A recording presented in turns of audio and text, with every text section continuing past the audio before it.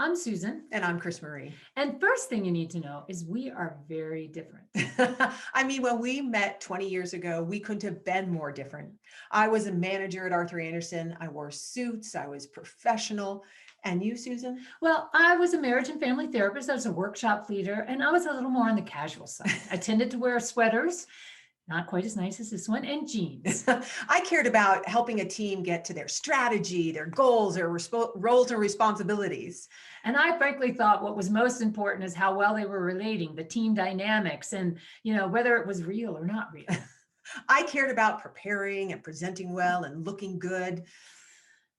Not so much me. I like to take things as they came, more immediate. Whatever showed up in the room, I was willing to work with, even if it was messy. And even relationships, I like things to be smooth and harmonious.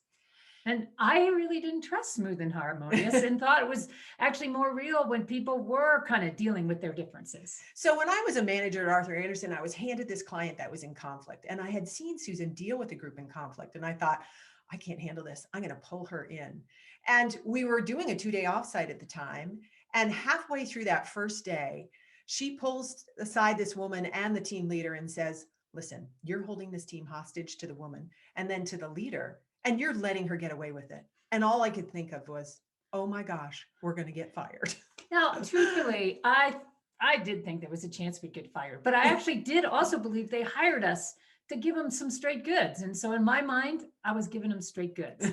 Now, it ended up being the thing that sort of opened it up in the afternoon. Things started to shift. And then, as soon as it was shifting, Chris Marie was right on to, let's get into how are you going to move this ahead, your strategy for the next 6 months, what is really on your table. First thing I thought was, you've got to be kidding. These people still have a lot of stuff they need to iron out. And then I started to realize, wait a minute, that's perfect. They're talking about their business issues and their dynamics are still going to come up. It was a perfect solution.